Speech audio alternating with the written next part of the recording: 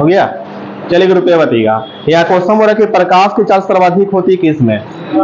हाँ, तो आंसर निर्वात में होती है ना। अगला बताइएगा, 20 क्वेश्चन है, बताना कि प्रकाश के वेग को सर्वप्रथम ज्ञात किया था किसने किया था? हाँ, तो आंसर में रोमर होगा, है ना। प्रकाश के वेग को ज्ञात किसने किया था? सर्वप्रथम रोमर होगा। अगर रुपये बताइएगा, निर्वात में प्रकाश की चाल क्या होती है? हाँ, तो आंसर होगा 3 × 10⁸ मीटर, है ना, पर सेकंड होती है। निर्वात में प्रकाश की चाल होती है। अगला बताइएगा, 20 क्वेश्चन है, बात बोलना है कि कांच में, है ना, कांच में प्रकाश की चाल क्या होती है?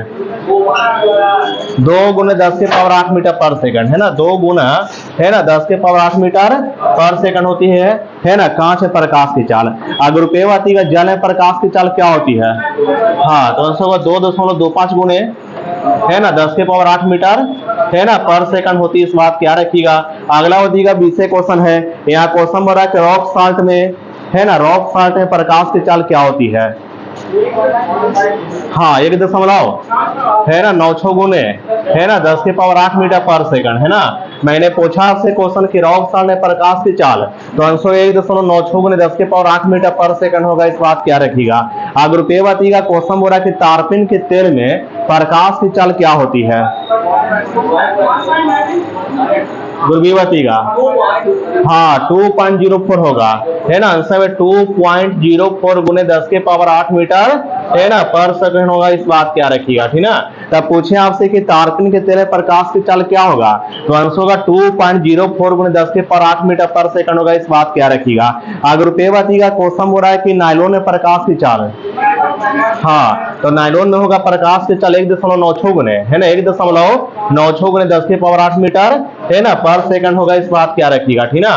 तो याद रखना होगा कि नायलॉन में और, है ना, रॉक साल्ट में प्रकाश की चाल समान होती है। नायलॉन में और रॉक साल्ट में प्रकाश की चाल क्या होती है ना, समान होती है। इस बात क्या रखिएगा। अगला बताइएगा, 20 क्वेश्चन है, यहाँ क्वेश्चन हो रहा है कि अंतरिक्ष यात्री को आकाश कैसा दिखाई देगा? हाँ, काला। हाँ, और किस कारण? हाँ, तो आंसर होगा सूर्य के प्रकिरण के कारण, है ना। अंतरिक्ष में जाते हैं जो अंतरिक्ष यात्री, उनको आकाश दिखाई देता है काला, और किस कारण? प्रकाश के प्रकिरण के कारण। बिल्कुल सही आंसर दिए। अगर रुपये बताइएगा, क्वेश्चन हो रहा है कि समुद्र का रंग, सुनिएगा, समुद्र जो है, समुद्र का जल जो है नीला दिखाई पड़ती किस कारण? हाँ, तो आंसर होगा प्रकाश के प्रकिरण के कारण, है ना। अगला बताइएगा, 20 क्वेश्चन है कि तारे टिमटिमाते किस कारण? हाँ, तो आंसर होगा प्रकाश के अपवर्तन के कारण। रुपये बताइएगा, रेटिना पर बना प्रतिबिंब कैसा होगा? हाँ, तो आंसर होगा वास्तविक होगा, वस्तु छोटा होगा और, है ना, उल्टा होगा। बिल्कुल सही बोले, है ना। बी बताइएगा, क्वेश्चन आपसे किए थे, बताइएगा बी। अब मानव के बताए थे कि मानव आंख की जो परत होती है, मानव आंख की जो लेयर होती है, कितने लेयर से बनी होती है? हाँ, मानव आंख जो है ना, उस मानव आंख में कितने लेयर होती है ना, उसका 3 लेयर होती है। और मानव आई जो होती है, मानव आंख होती है, उसका 3 लेयर के नाम क्या है? 3 परत के नाम क्या है? हाँ, पहला होगा स्क्लेरा, दूसरा कोराइड होगा, और तीसरा में क्या होगा? रेटिना होगा, है ना।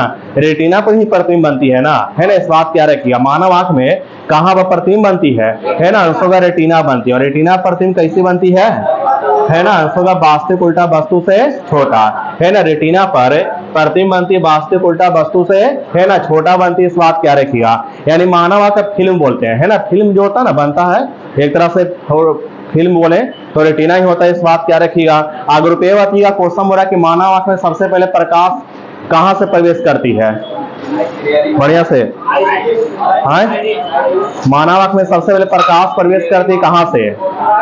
हाँ, बी बताइएगा। हाँ, आंसर में कॉर्निया होगा, है ना। क्वेश्चन पूछे आपसे कि मानव आंख में, हला नहीं करें, मानव आंख में सबसे पहले प्रकाश कहां से प्रवेश करती है ना, आंसर क्या दिए? आंसर में कॉर्निया से प्रवेश करती है। इस बात क्या रखिएगा। अगला बताइएगा, 20 क्वेश्चन है, बी बतावेंगे। यहाँ क्वेश्चन हो रहा है कि मानव आंख का खिड़की किसे बोलते हैं?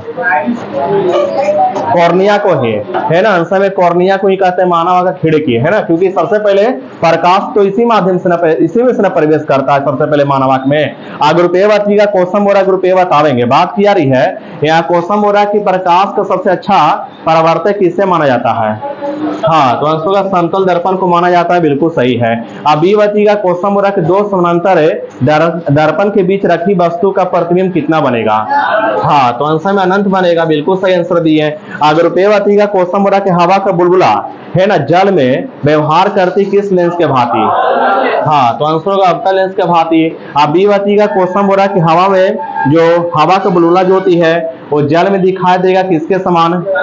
हाँ, उत्तल लेंस के समान है। जल में दिखाई देगा उत्तल लेंस के समान, व्यवहार करेगा अवतल लेंस के जैसे। इस बातों को याद रखेंगे, ठीक ना। अगर रुपये बाती का क्वेश्चन बोल रहा है कि बल्ब का फिलामेंट किसकी बनी होती है ना। इजी क्वेश्चन है, आंसर में टंगस्टन होगा। बी बाती का बी बातना की हीटर के तार बना होता किसका? नाइक्रोम का। सिंपल क्वेश्चन है। अगर रुपये बाती का क्वेश्चन बोल रहा है कि विद्युत बल्ब में भरा जाने वाला गैस क्या है? हाँ, तो आंसर में नाइट्रोजन भी होगा और आर्गन भी होगा, दोनों सही है। अब बी बाती का क्वेश्चन बोल रहा है कि फ्यूज का तार मिश्रण है किसका होगा? हाँ, तो आंसर होगा टीना और है ना शीशा का मिश्रण होगा। अगर रुपये बाती का क्वेश्चन बोल रहा है कि फोटोग्राफी में है ना किस तत्व का उपयोग करते हैं? सिल्वर ब्रोमाइड होगा, है ना। फोटोग्राफी में जो है ना किस तत्व का इस्तेमाल करते हैं? है ना, आंसर होगा सिल्वर ब्रोमाइड का इस्तेमाल करते हैं। बी बाती का बताना कि फोटोग्राफी में फिक्सर के रूप में यानी स्थायीकरण के रूप में किसका उपयोग करते हैं? हाँ, तो आंसर में होगा सोडियम थायोसल्फेट का इस्तेमाल करते हैं, बिल्कुल सही है। अगर रुपये बाती का क्वेश्चन बोला कि फोटोग्राफी में कौन सा अम्ल का उपयोग करते हैं? हाँ, तो आंसर में ऑक्जेलिक होगा, है ना। फोटोग्राफी में किस अम्ल का उपयोग करते हैं? ऑक्जेलिक एसिड का। बी बाती का क्वेश्चन बोल रहा है कि तेल है ना तेल दीप की बत्ती में तेल ऊपर चढ़ती किस कारण? हाँ, तो आंसर होगा केशिकात में है ना क्रिया के कारण, बिल्कुल सही आंसर दिए हैं। अगर रुपये बाती का हीरा के चमकना तथा मृग मृचिका बनने का कारण क्या है? हाँ, तो आंसर होगा पूर्ण आंतरिक परिवर्तन, है ना। पूछे आपसे क्वेश्चन कि हीरा का चमकना और मृग मृचिका का बनना कारण क्या है? आंसर होगा पूर्ण आंतरिक परिवर्तन है। बी बाती का क्वेश्चन हो रहा है कि भू स्थिर उपग्रह की ऊंचाई कितना होती है? हाँ, तो आंसर होगा 36,000 है ना किलोमीटर होती, बिल्कुल सही है ना। अगर रुपये बाती का क्वेश्चन हो रहा है कि सूर्य की ऊर्जा का स्रोत क्या है? हाँ, तो आंसर होगा नाभिकीय संलयन है ना। सूर्य की ऊर्जा का स्रोत क्या? आंसर क्या दी है ना, आंसर होगा नाभिकीय संलयन है। अब बी बाती का क्वेश्चन बोल रहा है कि रॉकेट की गति आधारित है किस सिद्धांत पर?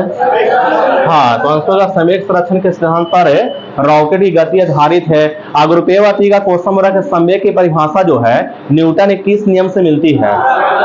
हाँ, संवेग की परिभाषा मिलता है न्यूटन के दूसरा नियम से, है ना। संवेग का परिभाषा मिलता है न्यूटन के दूसरा नियम से। और संवेग संरक्षण का नियम, हाँ, तो आंसर होगा न्यूटन के तीसरा नियम से जो संवेग संरक्षण की परिभाषा मिलता है। और जड़त्व की परिभाषा पहला नियम से।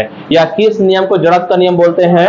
हाँ, तो आंसर होगा न्यूटन के प्रथम नियम को जड़त्व का नियम भी कहते हैं। अब बी बाती का क्वेश्चन हो रहा है कि बल की परिभाषा किससे मिलता है? हाँ, बल की परिभाषा, हाँ, न्यूटन के पहला नियम से बल की परिभाषा। अब बल का व्यंजक है, हाँ, तो आंसर होगा न्यूटन के है ना दूसरा नियम से बल के व्यंजक मिलती है। अब बी बाती का क्वेश्चन हो रहा है कि बल का प्रकृति के पता जो है न्यूटन के किस नियम से मिलती है या पता चलता है ना। आंसर होगा तीसरा नियम से, है ना। बल का प्रकृति मिलती है किस नियम से? आंसर होगा न्यूटन के तीसरा नियम से बल का प्रकृति का पता चलता है या मिलता है। अगर रुपये बाती का क्वेश्चन हो रहा है आवेग का परिभाषा जो है आवेग का परिभाषा न्यूटन के किस नियम से मिलता है? हाँ, तो आंसर दिए दूसरा ना, है ना, बिल्कुल सही आंसर दिए, है ना। आवेग का परिभाषा जो है न्यूटन के किस नियम से मिलता है ना। आंसर होगा न्यूटन के दूसरा नियम से मिलता है, बिल्कुल सही है। अब बी बाती का क्वेश्चन हो रहा है कि मानव नेत्र कार्य करता किस लेंस की तरह? उत्तल लेंस की तरह, सिंपल बात था। अगर रुपये बाती का क्वेश्चन हो रहा है रुपये बातना के निकट दृष्टि दोष को दूर करने के लिए किस लेंस का उपयोग करते हैं? हाँ, तो आंसर क्या दिए, है ना, अवतल लेंस का उपयोग करते हैं, है ना, निकट दृष्टि दोष को दूर करने के लिए। और दूर दृष्टि दोष को दूर करने के लिए, है ना, सिंपल बात है, आंसर को उत्तल लेंस का इस्तेमाल करते हैं। अगर रुपये बाती का क्वेश्चन हो रहा है कि निकट दृष्टि दोष किसे कहते हैं? हाँ, तो निकट का दिखेगा, दूर का नहीं देखेगा। यानी कहने का मतलब है कि निकट दृष्टि दोष जो है किसे कहते हैं? तो आंसर होगा निकट दृष्टि दोष में निकट का दिखता है और दूर का नहीं दिखता है। और यही होता है दूर दृष्टि दोष में अपोजिट चल जाता है, तो दूर का दिखेगा निकट का नहीं देखेगा। दूर दृष्टि दोष में जो है दूर का दिखेगा निकट का नहीं दिखेगा, उसे कहते हैं दूर दृष्टि दोष कहते हैं। इस बात क्या रखिएगा, ठीक ना। और दूर दृष्टि दोष निवारण के लिए किस लेंस का उपयोग करते हैं? उत्तल लेंस का, है ना। पूछे आपसे कि दूर दृष्टि दोष के निवारण के लिए किस लेंस का उपयोग करते हैं, है ना। आंसर में उत्तल लेंस का इस्तेमाल करते हैं, बिल्कुल सही है। अगर रुपये बाती का क्वेश्चन हो रहा है कि जरा दृष्टि दोष के निवारण के लिए किस लेंस का उपयोग करते हैं? हाँ, तो आंसर होगा दुफोक्सी लेंस या बाइफोकल लेंस का, है ना। दुफोक्सी लेंस या बाइफोकल लेंस का इस्तेमाल करते हैं जरा दृष्टि दोष के निवारण के लिए। बी बताइएगा, यहाँ क्वेश्चन बोल रहा है कि अबिंदुकता हो गया यानी एस्टिग्मेटिज्म हो गया, इस बीमारी को दूर करने के लिए किस लेंस का उपयोग करते हैं? हाँ, तो आंसर होगा बेलनाकार, है ना, बेलनाकार लेंस का उपयोग करते हैं, बिल्कुल सही है। अगर रुपये बताइएगा, क्वेश्चन बोल रहा है कि परमाणु बम का, है ना, सिद्धांत आधारित है किस पर है? हाँ, तो आंसर होगा नाभिकीय विखंडन पर आधारित है, बिल्कुल सही है। अब बी बताइएगा, क्वेश्चन बोल रहा है कि परमाणु बम के, है ना, परमाणु बम का विकास किसने किया था? हाँ, तो आंसर होगा रॉबर्ट ओपनहीमर ने किया था, है ना। क्वेश्चन पूछा आपसे कि परमाणु बम का विकास किसने किया था? रॉबर्ट ओपनहीमर ने किया था, बिल्कुल सही है। अगर रुपये बताइएगा, क्वेश्चन बोला कि हाइड्रोजन बम जो है एक किस सिद्धांत पर आधारित होती है?